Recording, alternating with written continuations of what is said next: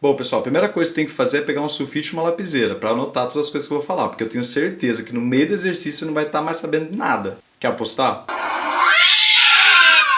Bom, pessoal, ninguém pediu para eu fazer esse exercício, mas eu tenho certeza que daqui a pouco vão pedir. E ele é um exercício, na verdade, meio tranquilo, assim, e eu sou meio hipócrita de falar isso porque eu quase peguei DP de isostática.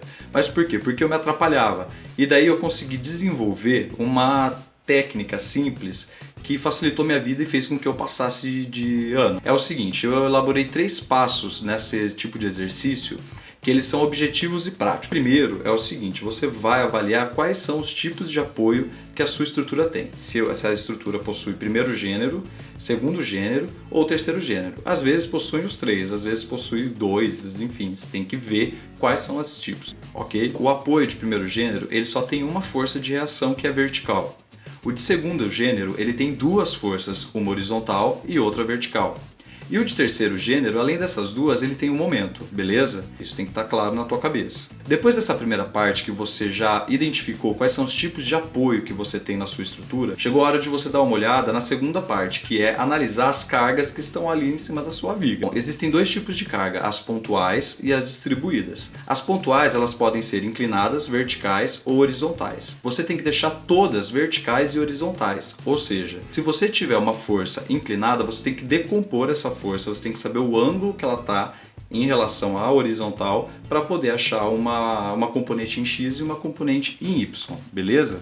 As distribuídas, elas podem ser tanto uniformemente distribuídas ou não, elas não podem ser uniformemente distribuídas. Depende, por exemplo, um retângulo, se ela tem um formato de um retângulo, ela é uniformemente distribuída. Agora, se ela for um trapézio ou um triângulo, já não é, entendeu? Ali no começo ela tem uma carga por metro, lá no final já é outro valor, então não é uniforme. Então, independente disso, você vai ter que achar uma resultante para essa sua carga distribuída, que seja vertical. Isso ao longo do exercício vai ficar mais tranquilo de você entender. O terceiro e último passo é você desenhar uma viga auxiliar com todas essas informações novas que você calculou, porque daí o desenho vai ficar mais limpo e vai ficar mais fácil de você visualizar, até às vezes nem precisa de conta para você saber quais são os valores das reações de apoio. Por quê? Tudo que está em cima, tudo que está vindo de cima para baixo, tem que ser igual a tudo que está vindo de baixo para cima, porque senão a viga quebra. Então, para você garantir uma estrutura isostática em equilíbrio, você precisa fazer com que as somas das reações aqui de baixo sejam iguais a todas as cargas que estão em cima. Tranquilo? Bom, depois disso fica simples, você parte já para as somatórias das forças verticais e das forças horizontais. Nas forças verticais você não vai conseguir geralmente achar muita coisa, sempre vai ficar numa coisa meio pendente ali, só que daí na somatória do momento você consegue resolver essa questão e acaba todo o exercício, beleza? Esse exercício, na verdade, ele é uma primeira etapa de algo mais complexo, que são os diagramas de esforço que eu vou pensar no caso de vocês, se eu vou fazer ou não. Bom, vamos dar uma olhada então no exercício. Bom, pessoal, então vamos dar uma olhada no que o exercício pede, tá? Eu fiz assim em 4, digamos, etapas para simplificar ao máximo a metodologia dessa resolução e vamos direto para o que ele pede. Ele pede as reações de apoio da estrutura mostrada, que é essa situação aqui, perfeito? Primeiro de tudo, vamos avaliar os tipos de apoio que a gente tem. Essa simbologia nos mostra que o apoio é de primeiro gênero, então ele tem apenas uma força de reação na vertical. Esse tipo de simbologia já nos mostra que o apoio é de segundo gênero, ou seja, ele tem uma força de reação horizontal e uma força de reação vertical. O sentido dessa força aqui eu coloquei hipoteticamente, é um chute, perfeito? E lá mais para frente a gente vai ver se isso está certo ou não. Então, analisado os tipos de apoio que essa estrutura tem, a gente já vem para cima da viga para ver quais são os tipos de carga que ela possui. Nesse lado aqui a gente tem uma inclinada, uma carga pontual inclinada. Aqui no centro uma distribuída não uniforme, porque ela começa com 9,3 toneladas força por metro e acaba com 2,5 toneladas força por metro, ou seja, ao longo desses 6 metros, esse valor diminui, então não é uma distribuída não uniforme, perfeito? Aqui a gente tem uma distribuída, só que uniforme, porque ao longo dos 3 metros dessa carga distribuída, o valor da carga se permanece, 4 toneladas força por metro, perfeito? Então aqui a gente terá que transformar essa força inclinada em duas, uma vertical e uma horizontal. Essa carga a gente vai ter que transformar em duas resultantes, uma do triângulo aqui de cima, a segunda do retângulo aqui de baixo, e essa aqui em uma apenas porque ela é uniforme. Aqui no próximo slide fica mais visível essa diferença das duas áreas, né, das duas formas geométricas. Existe até a fórmula de centro geométrico que você pode usar do trapézio para localizar aonde vai ficar e qual é o valor dessa resultante. Só que é mais prático agora no começo a gente usar esse tipo de metodologia, separar em duas, ok? Porque diminui a margem de erro. Bom, nesse slide aqui eu ainda deixei a representação das cargas distribuídas para facilitar o entendimento da divisão das duas resultantes. Então essa azul se refere ao triângulo, essa verde se refere ao retângulo. E aqui é apenas uma, não tem segredo, ok? A distância, o posicionamento, aonde você vai colocar a resultante do retângulo, equivale a metade do comprimento, que aqui a gente tem 6 metros, perfeito? Então, daqui até aqui tem 3 metros, 6 sobre 2. Está pequenininho, mas eu acho que dá para ver. Já a posição da resultante do triângulo, ela equivale a 1/3 do total. Então, se são 6 no total, daqui até aqui tem 2 metros. 6 dividido por 3. Perfeito? Então, sempre que você for localizar a resultante de um triângulo, você sempre vai colocar a uma distância de 1/3 da altura do triângulo, perfeito?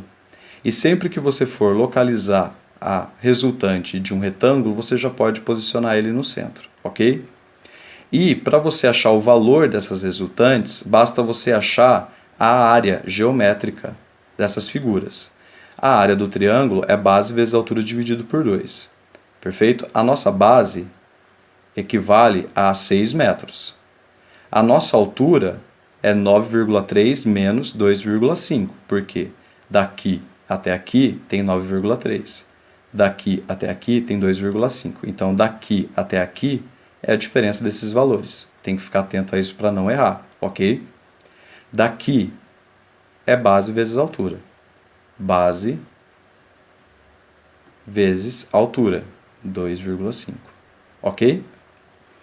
No caso da localização da carga distribuída quando ela é inclinada, não tem segredo, tá? É no meio da figura, porque ela é uniforme, e também para você calcular o valor da força, basta você considerar como se fosse um retângulo, perfeito? Base vezes altura, ok? Sem grandes segredos aqui.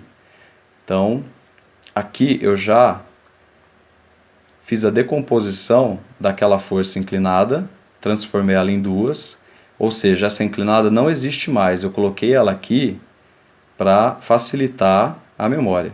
Assim como esse triângulo não existe mais, esse retângulo não existe mais e esse losango não existe mais. Perfeito?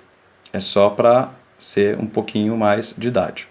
Essa componente em y vai ser o valor da força dado vezes o seno do ângulo da força inclinada, porque ela equivale à força que está aqui, cateto oposto, seno. Essa componente em x vai ser o valor da força inclinada vezes o cosseno do ângulo da força inclinada também, porque ela está aqui adjacente ao ângulo, então é cosseno. Perfeito? Isso você já tem que saber. Então agora, essas cotas aqui abaixo, elas se modificaram, porque agora o que interessa para nós é apenas a localização das cargas pontuais. Então todo aquele desenho se transformou em uma coisa mais simples agora, e essas cotas se alteram. Perfeito? Isso aqui vai ser muito importante para você na hora de calcular a somatória do momento fletor. Então, fique atento a isso. Então, aqui eu permaneci com as fórmulas. Aqui eu trouxe o valor da força inclinada, perfeito? E só alterei as cotas aqui para deixar bem claro mesmo a importância disso. Bom, aqui já estão então os resultados dessa componente em Y, dessa componente em X, a resultante do triângulo, a resultante do retângulo, perfeito?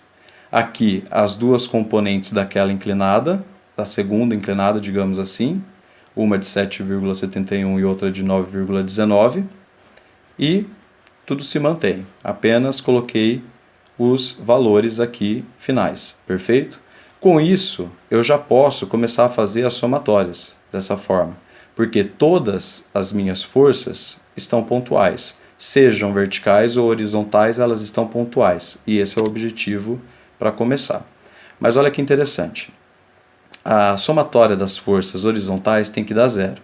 Então, vamos pegar todas as horizontais. Todas que estiverem para o sentido direito serão positivas, e todas que estiverem no sentido esquerdo serão negativas. Então vai ficar mais 12, mais HB e menos 9,19 igual a zero. Mais 12, mais HB, menos 9,19 igual a zero. Evoluindo a conta, o nosso HB, a nossa reação horizontal no ponto B, deu negativo. Isso significa que o sentido que eu propus lá no começo do exercício estava errado. Então, nessa hora, eu já tenho que alterar e corrigir o sentido da força, ok? Então, você já achou 2,81. E você altera o sentido dela já nesse momento, perfeito? Principalmente se você for depois trabalhar com um diagrama de esforço, mas isso tudo bem. Se der alguma negativa, você altera o sentido e deixa sempre positivo aqui, perfeito? Bom, com isso, a gente já vem então para a somatória das forças verticais. Todas que estiverem para baixo, a gente deixará negativo. E todas que estiverem para cima, a gente deixará positivo, perfeito? Então vai ficar menos 20,78 mais RA, menos 20,40, menos 15, mais RB e menos 7,71, igual a zero. Igual a zero.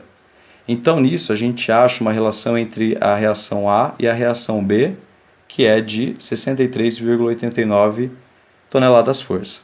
A gente guarda essa informação e vai para a próxima somatória de momento, igual a zero. Bom, se para a força horizontal, sentido direito, era positivo, sentido esquerdo era negativo, para a vertical, para cima positivo, para baixo negativo, como que a gente avalia momento? Você vai escolher um ponto que vai ser o seu referencial. Eu escolhi o ponto A.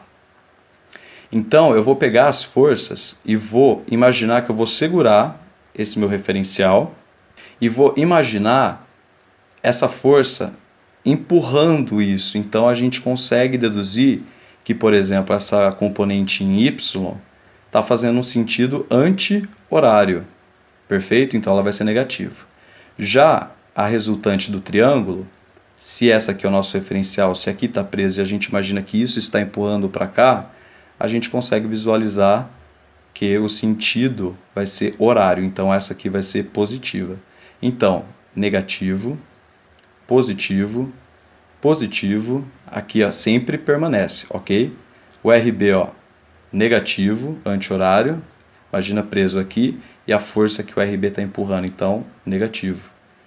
Essa componente em Y da força inclinada, positivo. E daí, a partir desse referencial, você sempre vai multiplicar a distância por força, ok? Então, vai ficar menos 20,78 vezes 2, mais 20,40 vezes 2, mais 15 vezes 3, perfeito? Menos RB vezes 7, ok? E mais 7,71 vezes 8,5. Sempre a distância do seu referencial igual a zero. Essas forças horizontais, elas não têm distância com um ponto. A distância é zero, por isso elas não aparecem. Em outro exemplo mais para frente eu mostro essas forças horizontais paralela, fora uma distância da viga, digamos assim, que daí vai dar para entender melhor como que faz esse tipo de cálculo. Mas por enquanto elas não aparecem aqui, perfeito? Bom, então, aqui está o que eu disse ali em cima, igual a zero. Você vai achar o valor de RB. Como você tem uma relação entre o RA e o RB, fica fácil depois achar o RA, ok? Daí, para você finalizar o exercício, você volta para aquele desenho inicial, certo? E completa com as informações que foram calculadas. E depois coloca com essa simbologia, porque isso aqui vai também te facilitar depois quando você começar a trabalhar com diagrama de esforço. Beleza? Bom, então esse exercício está resolvido. Bom, pessoal, esse é o último vídeo do ano. Feliz 2016 para todo mundo. Se inscreva, compartilhe e mande seu exercício para mim, porque sem o seu exercício eu me sinto meio inútil aqui, na verdade. Mas eu vou fazendo mesmo assim, porque eu sou uma pessoa solitária. Boa virada de ano, galera. Vamos que vamos!